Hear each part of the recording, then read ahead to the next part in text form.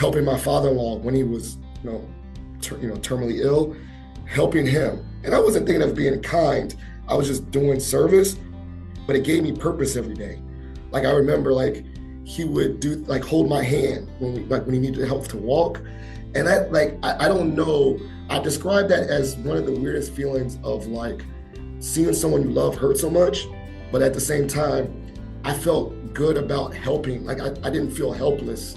I felt like I was at least doing something to help him. And he would always do stuff like when I would help him out the wheelchair or whatever, he'd always give me an extra squeeze with a hug. And it was like his way of saying like, thank you for like doing it. Welcome to the Kindness Factor podcast, sharing life-changing personal stories of the transformational impact of deep kindness. Hosted by Dr. Elia, the happiness doctor. And Randy McNeely, the kindness giver. Thank you for joining us. Good morning, good afternoon, or good evening, wherever you may be. Welcome to another episode of the Kindness Factor podcast. I'm Randy McNeely, your co-host, as well, along with my other wonderful co-host, Dr. Elia Gourgouris, the Happy Greek. And we are just thrilled today to be able to be joined by Philip Wilkerson. I'm going to share with you just a little bit. There's a lot I could share about Phil, but we can't begin to cover it all here. But I'm going to tell you just a few highlights here. Phil is an employee engagement consultant at George Mason University Career Services. In this role, he serves as a liaison between employees and the George Mason University community. Phil he's over a whole bunch of different industries, including media entertainment, journalism, public relations, a whole bunch of other things. We're going to put all this in the description for the podcast, so you'll be able to read up about Phil. And man, the guy has been named as the 40 under 40 list for George Mason University Black alumni. It's also the 40 under 40 for Northern Virginia area through Leadership Center for Excellence, and so much more. Phil, we want to let our audience just hear you speak so that they can get to know you that way. Thank you so much for joining us today. We really appreciate it. You're muted, Phil. Yeah, no, I get that, and I do that so you don't have no background noise. But additionally, I'm always embarrassed about the bio because I just copy and paste that, and you try to put that out there.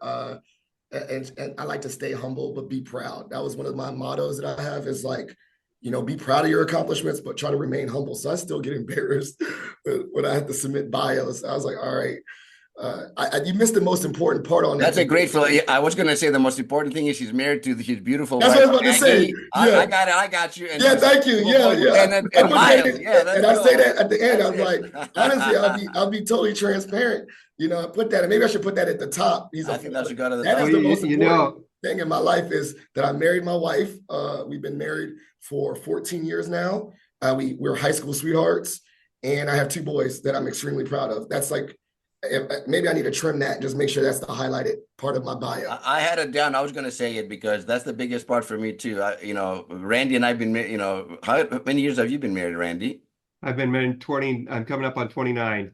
And I'm 33. So yeah, and the best part of life is really your family. Like, yes. Pardon none. All the other accolades are great, but there's a saying that Randy and I espouse to, that no success outside of the home will ever compensate for failure in the home. Yes. What's funny is that one time I was grinding too much, and shout out to my old supervisor, Tracy Watson. And she was like, are you making sure that you're, checking in with your wife about all these late engagements? Because she's like, there's no point to be the man on campus if you're not the man at home. And that struck with me very well. So I always try to remember to still prioritize my family. I wrote a list out of all the important roles in my life, kind of like that exercise with the pebbles and the rocks. And the most top important role, non-negotiables, is father and husband and son-in-law, because I live with my mother-in-law. So I'm very, she's very close to me. So I want to make sure that I'm there for her. And then I have my job. My job is 3, it's not up there. So I really try to balance, my commitments, but make sure that I'm still active and taking my kids to their activities, being a soccer coach, which I don't know how I ended up at, Boy Scouts. But, in regard to my bio, that's probably the most important role in my life is my family and those roles.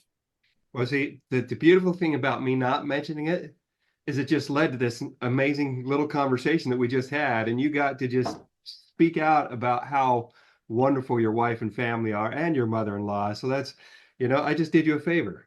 There you go. You give me the alley. You give me the alley-oop. There it is. Well, I get an assist because I was about ready to Yeah, there say. it is. Yeah, team effort. I had the names done and everything. I just Yeah. passed the ball. Triangle offense. You know what I'm saying? Right? Phil Yeah, Jackson. Phil Jackson, baby. That's it. Yes. That's it. Well, Phil, we are thrilled to have you here. So thank you. And I was going to say for our audience, obviously this was an unexpected start to the podcast.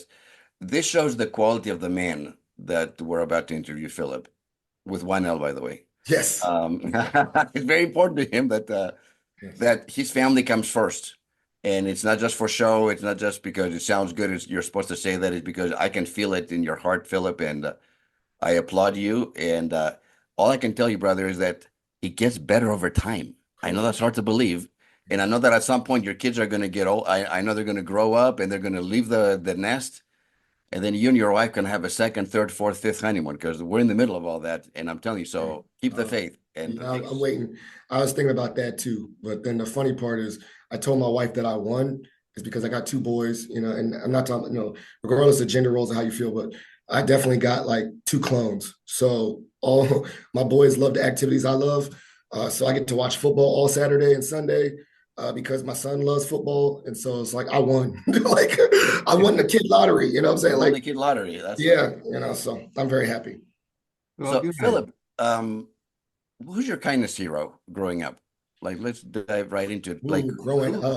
who? I mean, I know there are a lot of people in your life that have extended kindness to you, and we've talked about this That's a before. powerful question. Growing up, I mean, honestly, I was thinking about this. I do a workshop called "The Kind Leader is a Strong Leader," and in that workshop, I always talk about how growing up, I had this kind of feeling of less than because I had two remarkable leaders actually a lot of remarkable leaders as examples. So for instance, my dad is Colonel Philip Wilkerson, right? So I saw this man, Wow. It was at our Veterans Day, that I saw this man command people and just take over the room and be larger than life. And I have pictures of me going to put his medals on when he did all his ceremonies.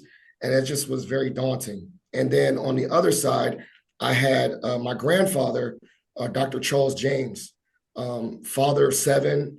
My mom. This is my mom's dad, and what was remarkable is that he went and got his doctor. He was an MD in the 1956 at McHenry. Amazing. So if you know how remarkable that is, in the segregated South, getting his doctorate degree, getting his MD, not doctorate, MD, and then serving the community of Charlotte, North Carolina. Everyone knew Dr. Charles James because if you know anything about history, Black patients had to go to Black doctors. And he would actually, because of that, sometimes he would take like non-payments, like food and stuff, because he wanted to serve the community, but they couldn't afford his services. And so I'm like, dang, I got those leaders. And I couldn't be both of them. But then as I gravitated and studied leadership, I realized I pulled pieces from them that they make them my heroes. Like for instance, that service to the community, I'm pulling that from my grandfather, right? I'm getting that, right? And he was very funny, and I'm trying to think I'm funny and charismatic, and I'm pulling that in my own way. And then my dad has a lot of confidence, but what I've learned is that he practiced that confidence. Like, as I became an adult and we have more transparent conversations, I realized that the person I saw that was larger than life took work. Like, he had his insecurities, he had his downfalls, but he was very, like, no one could outwork my dad. No one. He is, because he's still alive, the epitome of hard work and integrity. So I would say, when I thought of that question, those are the first people that came to mind was my grandfather and my father, just real men in my life that set the tone for me. And then, like, honestly, I don't think I've ever lived up to it, but I feel like I became my own leader just pulling from those two people. Colonel is really high up in the military. This is not like a sergeant. Colonel is like the next thing after colonel is a general. Like, to give you an idea. Yeah. So, and what part of the military did he? Army. He was Army 30 years. He was aviator, helicopter pilot, and then he moved on to other stuff, government work. And what I've learned, this is even more remarkable about family first, is that I had a transparent conversation. Why did you ever never become a general? Well, when I was in high school, my dad, they gave him priority reassignment. And it was like, if you want to get to the next level, you need to either move to Germany or Hawaii. And he was like, but my son and my family's here. So in hindsight, he actually chose his family over that 1 star, Wow. which he has no regrets. He's like, I have no regrets for that. I'm happy I did that. So that's that part of balance where I've learned, like, be hardworking, but also understand that family comes first too. Like, I mean, no better example than him instilling that family comes first than actually foregoing him the potential of becoming a general in the U.S. Army by staying closer to home and being a role model for you. Wow. I mean, and also, I mean, what an incredible man. And he was also thoughtful, like, in a sense, like, I didn't want to rip him apart from high school. Northern Virginia is a great place for opportunities. These are a great place to raise kids. This is my last assignment. So I knew it was probably a really tough decision, but it was multiple layered. And it wasn't just like, oh man, I'm missing 1 star. He's like, he was also thinking like, this is a great place to settle down and put roots. And so I've been very fortunate to not have the most traditional military experience, where I've been able to stay put since middle school here in Northern Virginia. That's very unusual. You're right. Very That's unusual. very unusual. Yeah. So, Oh, that's wow. fantastic. Well, you know, what a blessing to be able to have those two pillars in your life, because you can, now as you're working to pay it forward, and we're going to talk a little bit about how you're doing that in just a minute, but as you're working to pay it forward, when you come to various situations, you have their examples. You can sit and think, okay, what would dad do? Or what would grandpa do? How would I handle that? And you can use that experience that you've had with them to be able to help you in your efforts to lift and bless other people. And that's a fantastic thing to have, to be able to refer back and think about lessons learned from them. So I appreciate you sharing that with us. So here's the next question. How did their kindness to you translate into you becoming the kindness master you are at George Mason University? Tell us a little about the program there and what you're doing. Yeah, excellent. So I work at George Mason University. Very fortunate. I'm also an alum of George Mason. And so being able to work at an institution that already had the separate identity of pride, it stills me. I went to James Madison undergrad and got my master's at Mason, and then worked and hired in various spaces and came back. And right before COVID, I started getting involved with the Center for the Advancement of Wellbeing in other spaces. Shout out to my mentor, Lewis Forrest, who's the assistant dean of university life here, that kind of the student affairs. And so we had these events like Spring into Wellbeing, things that were, the Center for the Advancement of Wellbeing is the actual office here, but they need support. So people across, faculty members, anyone can be a participant. And so I was involved with that pre-COVID. And then COVID hit, and we realized there's an exacerbation of loneliness and sadness. So they wanted to dive into one pillar of well-being, which was kindness. And so we developed, out of the Center for the Advancement of Wellbeing, the Mason Chooses Kindness Initiative, which is a cross-campus program where we have different pockets. And it's not just for faculty and staff, it's for students, it's for alumni, it's for anyone affiliated with the Mason community. And then they have just programs around it. We have like what we call a steering committee of like over 30 people that join at different various spaces. And then we have the executive leadership team, which I'm on with my mentor, Lewis Forrest. And then we divided it into pockets, right? So one of the programs under the Mason Chooses Kindness is the Kindness Ambassador Program, where people will nominate on an annual basis people as kindness ambassadors, and then we host a reception for them. That's actually today. I know this might be posted later, but today's World Kindness Day. It is indeed. So we'll have World Kindness Day and welcome the new recipients and their faculty, staff, the like, and they get a little certificate that people nominate them for their kindness, and then they're added to a listserv for programs. And then one of the programs that I'm the lead of is called Pats for Patriots, which is a continuous program throughout the year where you would submit small acts of kindness of people around you, and then they get like an e-card called like a pat on the back, Pats for Patriots. I love that. Nice. And so that's just something to think about. Like it came out of COVID, this Mason chooses kindness, and it's just reiterated and got bigger and bigger every year. When a wallet was returned just moments after it was lost, a purpose was found. This one act of kindness inspired the formation of the nonprofit Kindness Worldwide to create a culture of kindness in communities throughout the world. Kindness Week Worldwide mobilized the entire community in York, Pennsylvania, featuring initiatives and playbook programs including blood drives, kindness cards, K-12 and college students embracing kindness, and an innovative means of community policing, kindness citations. If something so magical can happen in York, Pennsylvania, the same and other inspirations can happen anywhere and everywhere. Our Screen Scenes initiative featuring the Kindness Factor will showcase these many stories of kindness. Let's include your community among them. Kindness is the heartbeat of the world. Together, with your support, we can make all its hearts beat as one. Oh, it's like 4 years. You know, it's so what's so beautiful about what you said is like Randy and I and the Kindness Factor were partners with Kindness Worldwide, and one of the things that they do is kindness citations.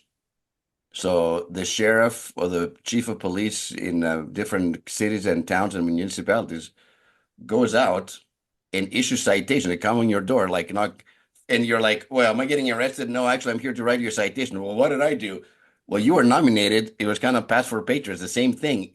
And how transformative that is in a person's life to be acknowledged for the kindness and the service that they provide to their community. So there's a lot of alignment. We need to connect Philip to Kevin. Oh, absolutely. And Yeah. it's like the law of compound interest. Exactly. These little small drops of these Pats for Patriots that we started. I have the data. I'm a nerd. It's 4 years. And introducing the Tristica too. Yeah, it's the 4 years, and in 4 years, the first year, 2021, I believe, was the first year. We only had like 23 for the whole year. Yeah. The next year was like 500. The second year, we're already at 1,000 for this year. That's awesome. Congratulations. It's growing and seeing how more people do it. And then I have the data. Usually there's people that send so much. It kind of shows like giving kindness doesn't always yield back, but doesn't matter to people. So there's people that are like, I call them kindness champions, that they're the ones that have submitted so many Pats. We give them a certificate just for doing that in the calendar year. Every year we say, who's the person that sent out the most? Minus me, because I send out a lot of these because I'm trying to get my program running, but we take myself out of it. And we have kindness champions and recipients who received the most in the calendar year. And so it's taken on a life of its own. But like it's a law of it took time. It's built. It's building momentum. It's building. We have more introductions to make to you. Believe me, after today. Yeah. And open up doors for you too, and for more collaboration. That compound interest that you talked about is spot on. That's awesome. Yeah, and right? Altruism, give and you feel better. Like people feel good. Well, you do exactly. And the thing is like, okay, every time you talked about how the fact that it's growing is when people start recognizing, oh, hey, this Pat for Patriots program. That's pretty cool. I like giving somebody a pat on the back or getting a pat on the back. Mm-hmm. And then they tell somebody else about it. And that's what makes it grow. It grows organically because people, who doesn't like to feel good? Who doesn't like to have a positive feeling about themselves or help somebody else feel positive about themselves? And the beautiful thing is that kindness multiplies only when we give it away. So every time we're giving it away, it's multiplying. And your program is a perfect example of that. Kindness begets kindness, right?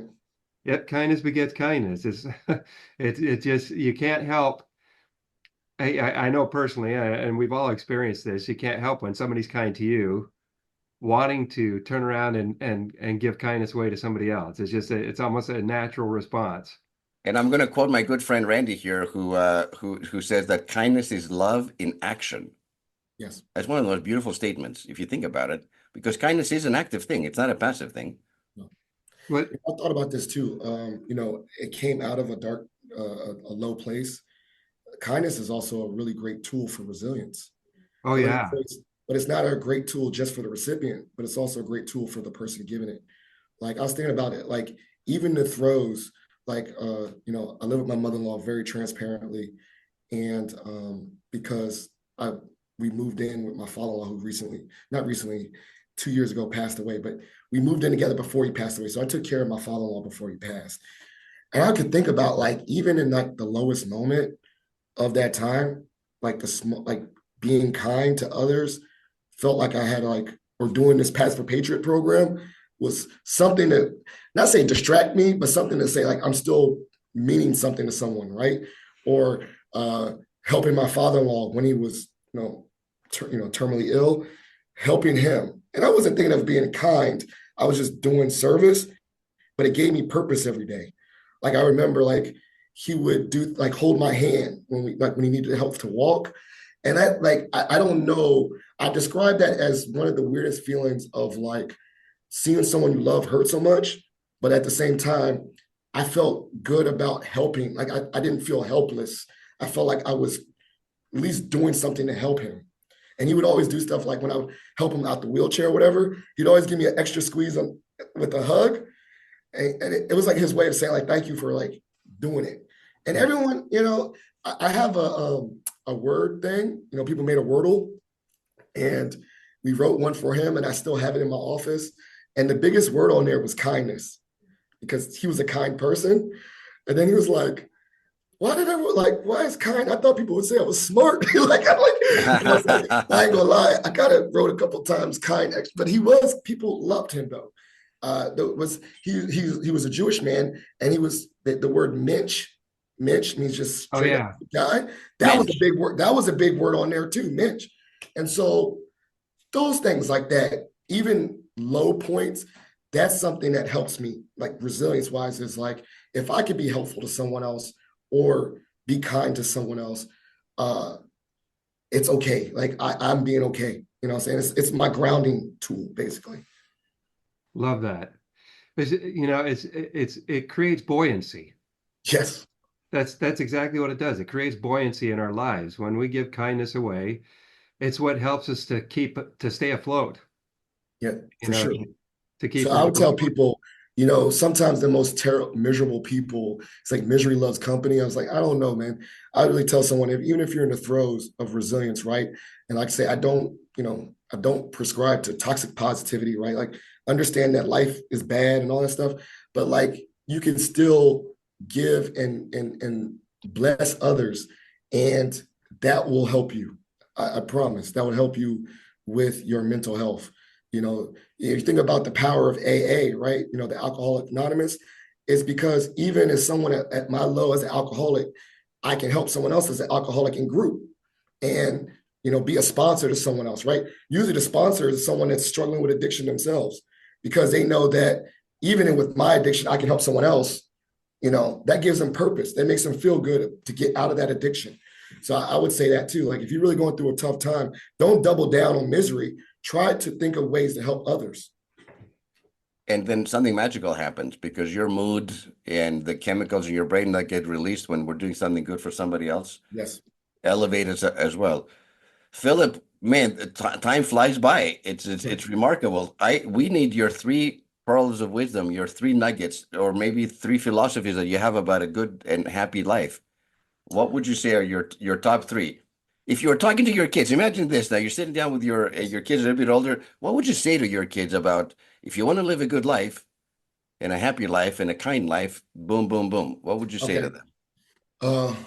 What's number 1? One, when you die, the only thing that's going to be carried on is your name. And my dad told me that. So meaning, the way you treat other people, that lives beyond your materials. And no one's going to care how much money I have or what car I drove. They're going to remember how I felt.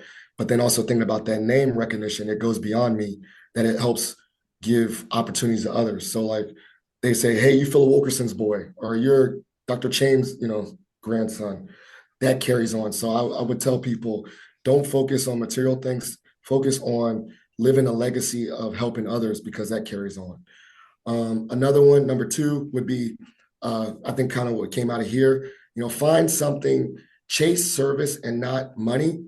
That's where you're going to find, your calling, what you feel good about. And then it comes with money sometimes because you get money out of it. But like most times someone wants to be a doctor, if you're being a doctor because you want to help heal people, then the money will come. I work in education. I want to help educate people.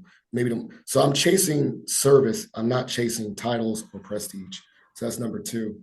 And then number three, express gratitude to yourself, but also to others. Like don't leave it on the table. Don't let people wonder if they helped you. Tell them, life's too short to have people wondering. So I'm very, very, very, maybe I'm extra, but I'll tell people how I feel.